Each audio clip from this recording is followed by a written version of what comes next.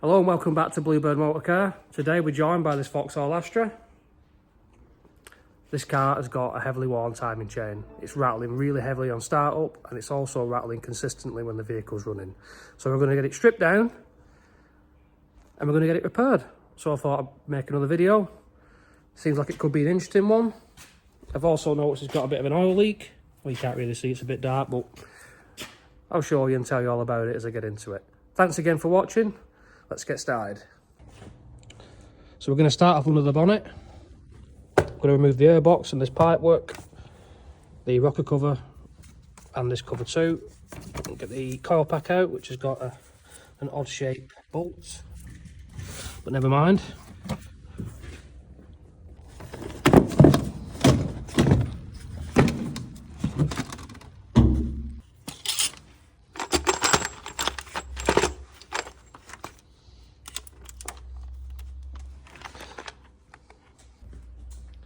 So there we have one rocker cover removed. We've now exposed the camshafts. We can get our first look at the timing chain. Straight away, we've found a problem. This top guide snapped off. Hopefully we'll find the rest of that in the sump. And the chain is a bit slack for sure. So at least we know we're on the right track. We've definitely got an issue with this timing chain. So let's carry on taking it apart. Next up, we'll take the engine mount off. In fact, actually no we won't. We'll send it up, we'll drain the oil out, and we'll do what we need to do underneath first. So the car's now in the air, let's have a look underneath. Oh, huge oil leak. I'm suspecting this oil leak's coming from the crank oil seal, which luckily enough will be getting replaced.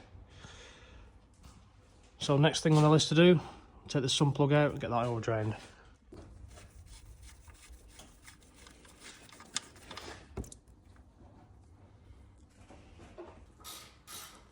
So now we have the oil drained out.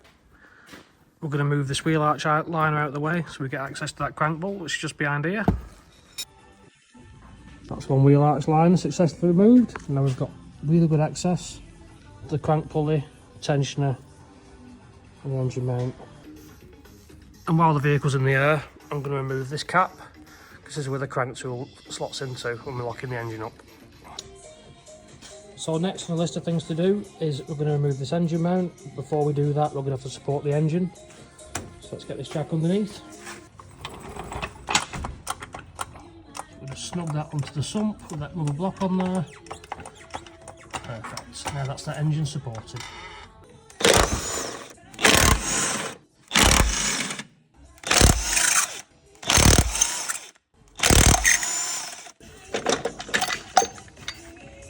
One engine mount removed. We're now going to tackle taking off this engine mount, the one that's attached to the engine itself.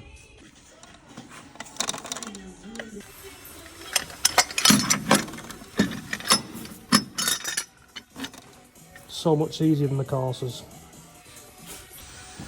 Next thing, we'll take the tension off this auxiliary belt and we'll get it taken off.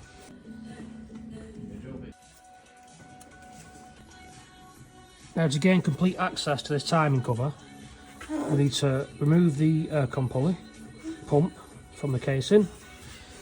We need to take the alternator off the casing because that's bolted in there too, and the tensioner. So let's get to it.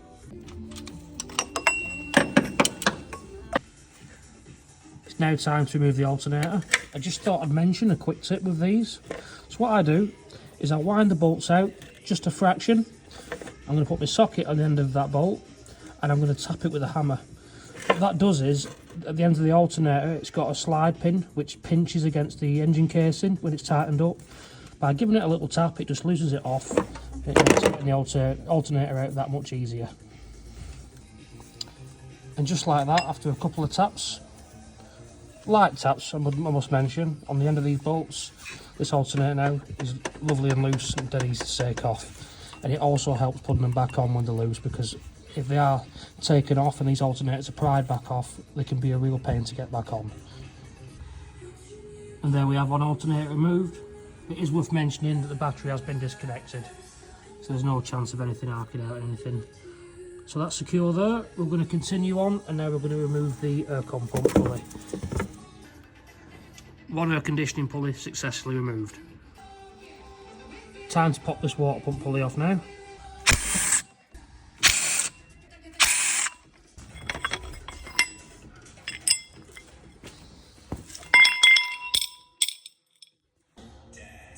So next thing we're going to do, before we commit to taking the casing off, is we're going to time the engine up. So what I've done is I've put a socket on the crank bolt here. I've got my ratchet so I can turn the engine round. So I'm going to turn that engine round now and bring these lobes so they're sat flush. Just an observation, but I'm just turning this engine round. Look how slack that chain is going. I think that's probably the worst I've ever seen. So we now have the crankshaft locked. Where I took that cap out before, I've now inserted the timing tool, which is just here. It's now time to put the plate in the back of the cams. With this chain being stretched, it's being less than willing to go in, so I'm going to have to move this cam manually to slide the tool in. But I'll get that sorted now, it's just off a fraction. So that's the cams now locked in place. The engine is now perfectly in time.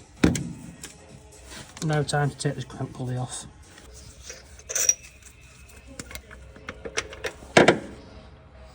One crank pulley removed. Last thing to take off on the cover is this water pump. Now we have the water pump removed. This water pump has only been on the car for around about 2 months, the customer mentioned, so it is like new. The gasket's in good condition. He has asked us if we can try and reuse this, which I think we should be okay doing. We may have to just replace this gasket.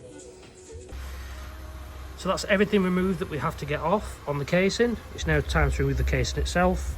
Just remove all the Torx-headed bolts around the perimeter. Really looking forward to cleaning this up. It is severely oily under here.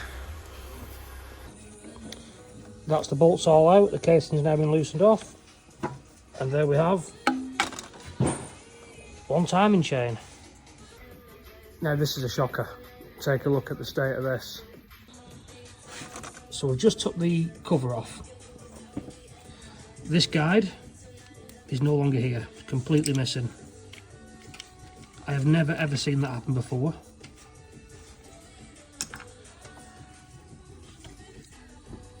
This gasket is absolutely worn to shreds. I'm surprised it hasn't got a load of coolant in the oil. So now the question is, where's this guide gone?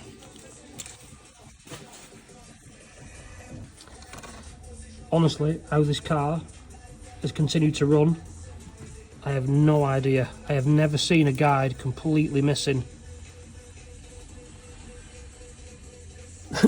Both bolts are still, this one's loose, this one holds it on, and this one holds it on, and they've completely disappeared.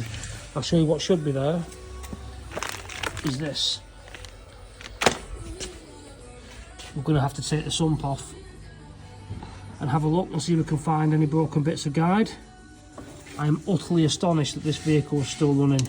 This customer is so lucky. So we're back under the car now. We're going to get this sump off.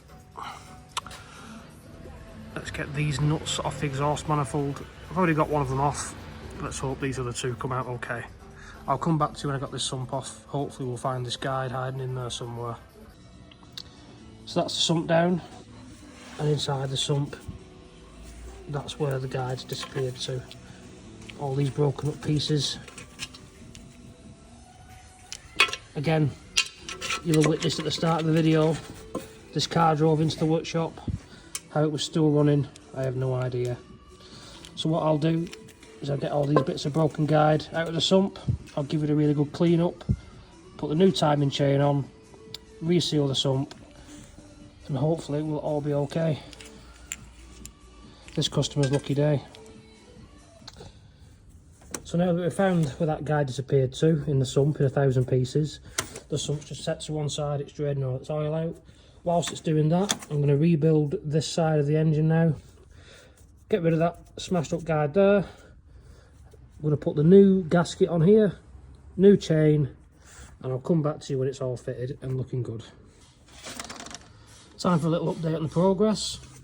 New timing chain fitted, new guides, new tensioner and new bottom pulley. Let's just pull that tensioner pin out now. That's the new timing chain installed completely. It's now time to clean everything up. I'm going to clean up the surface on the rocker cover, sorry, on the cylinder head.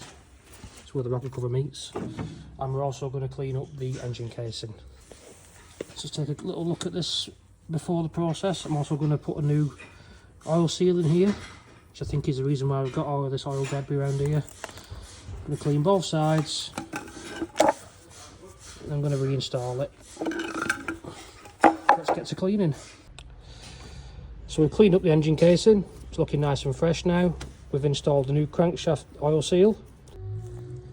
So we have the engine casing all bolted back up now and torqued to spec. I'm going to put the water pump on. I'm going to start putting the ancillaries back on. So I will come back to you with an update when things are looking a bit more built up.